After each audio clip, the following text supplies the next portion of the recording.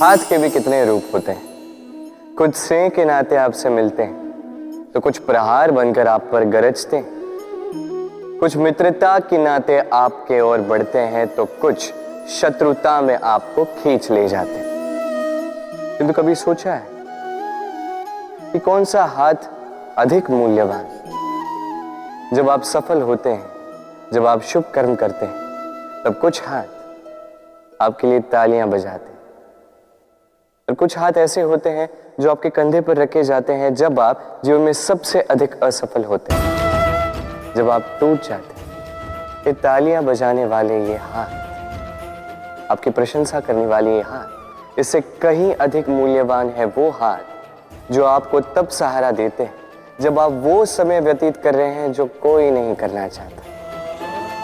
ये आपका संबल बनते हैं और यही संबल है जो जीवन को जीने का आधार आपको देता है। तो एक दूसरे का संबल बनकर रहिएगा, जीवन में सदैव सुख पाएंगे। मनुष्य, प्रत्येक मनुष्य किसी से प्रेम करता है, किसी से घृणा, किसी का आदर करता है तो किसी का तिरस्कार करता है।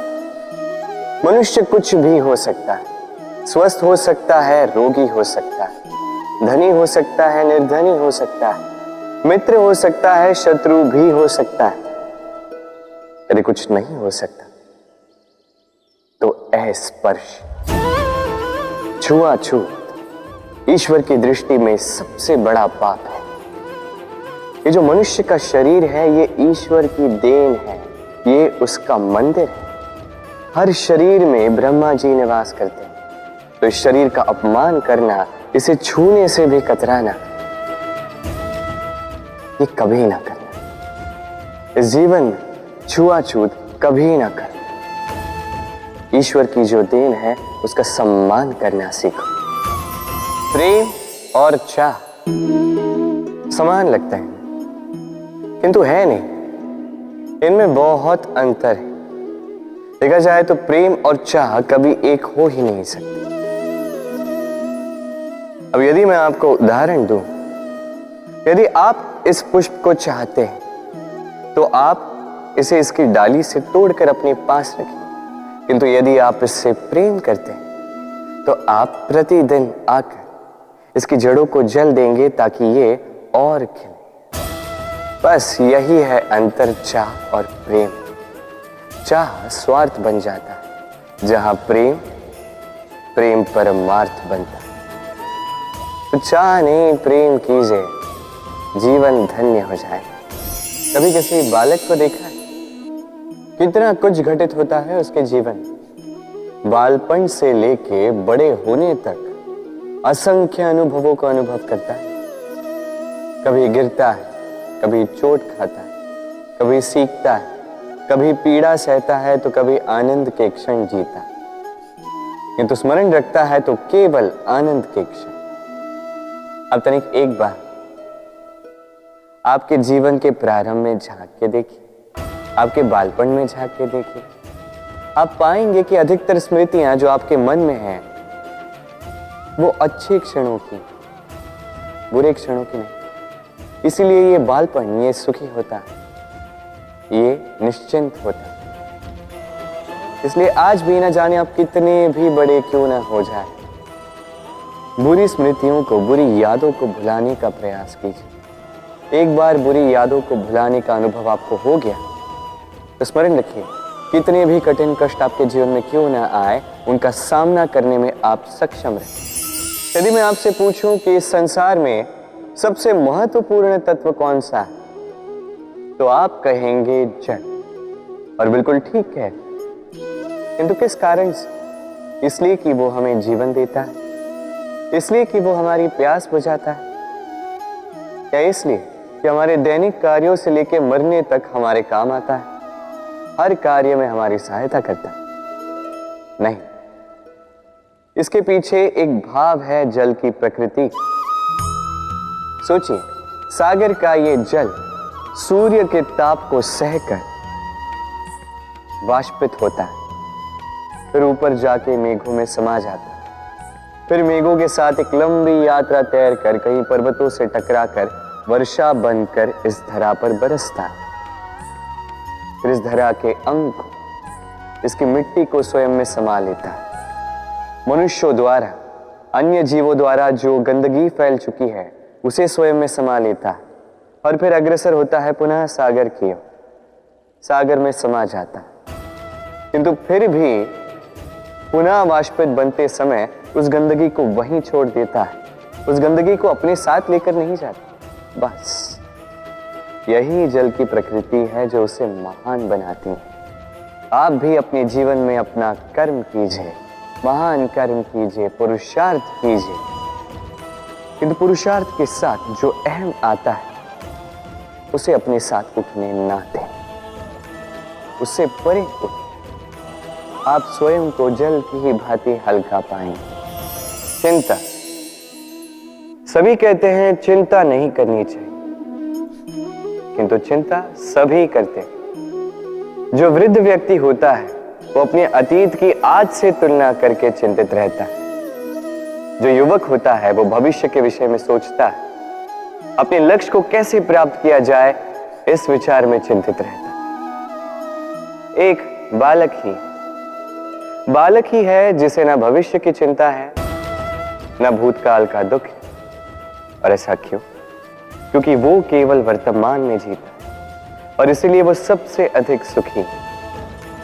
स्मरण रखिएगा, यदि आप अपने आज पे काम करते हैं, उसमें जीते हैं, उसे ठीक करते हैं, उसे और अच्छा बनाते हैं, तो आपका भूतकाल भी और आपका भविष्य भी अपने आप ठीक हो जाएंगे। इस संसार में जो भी व्यक्ति आता है कुछ न कुछ सीखता है।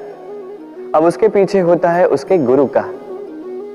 अब ये गुरु को ये निर्धारित हम करते हैं। कदाचित वो हमारे माता पिता हो सकते हैं, कदाचित मित्र हो सकते हैं, भाई हो सकते हैं, आदर्श हो सकते हैं, कदाचित गुरुकुल में सिखाने वाले गुरु भी हो सकते हैं। अब संसार की कुछ बातें ऐसी जो संसार का कोई गुरु नहीं सिखा सकता, वो आपको समय सिखा जाता है। क्योंकि संसार में समय से बड़ा गुरु और कोई नहीं। अब समय में और गुरु में एक समानता है और एक अंतर है। समानता ये कि समय और गुरु दोनों आपको सिखाते हैं।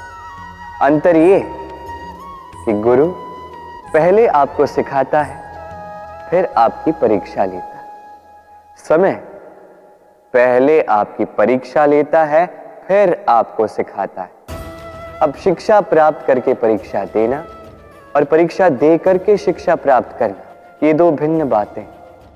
और सदैव स्मरण रखिए, इस समय से आपको जो भी सीख मिलती है उसे सदैव अपने पास संभाल कर रखिए, क्योंकि समय से बड़ा, समय से मूल्यवान, समय से अधिक आधुनिक और कोई गुरु नहीं। ना, कितनी साधारण सी बात है। हर एक मनुष्य जो जन्म लेता है उसे एक नाम मिलता है, जो उसे दिया जाता है या तो उसके माता पिता द्वारा, या तो उसके गुरु द्वारा, या किसी संबंधी द्वारा, या किसी प्रियजन द्वारा। इसी नाम के साथ वो पलता है, बढ़ता है।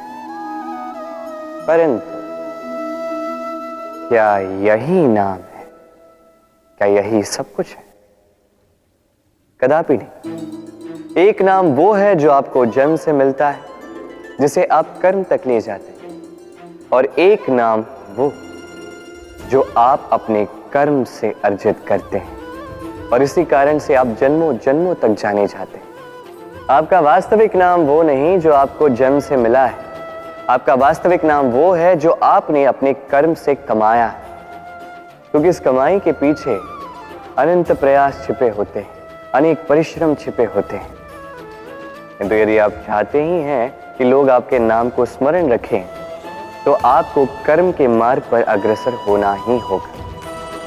शुभ कर्म करने होंगे, निरंतर प्रयास करने होंगे, महान कर्म करने होंगे, और विश्वास कीजिए आपको एक महान नाम का ये फल अवश्य मिलेगा। मनुष्य सामाजिक प्राणी है। समाज में घूमता है, लोग ढूंढता है, संबंध बनाता है, उन्हें बढ़ाता है, सुख देता है, सुख प्राप्त करता है, अपने दुख को कम करता है। किंतु एक बात समझ नहीं पाता, अपने कौन है और पराये कौन है।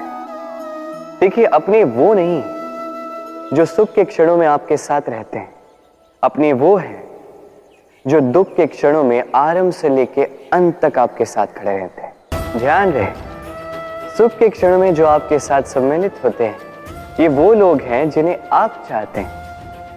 किंतु जो दुख के क्षणों में, समस्या में, पीड़ा में, अकेलेपन में आपके साथ खड़े रहते हैं, सदैव आपका साथ निभाते हैं, ये वो लोग हैं जो आपको चाहते हैं।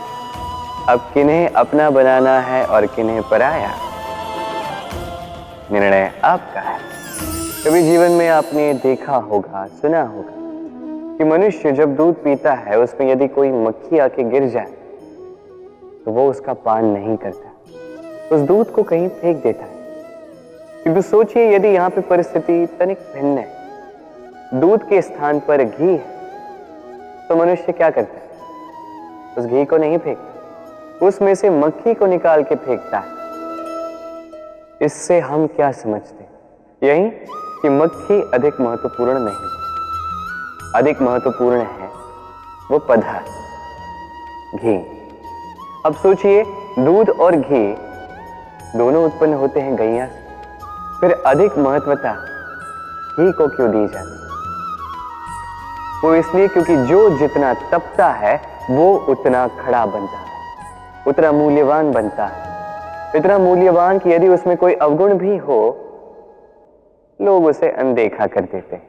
स्मरण रखिएगा, ये गुण अवगुण ये केवल व्यवहार,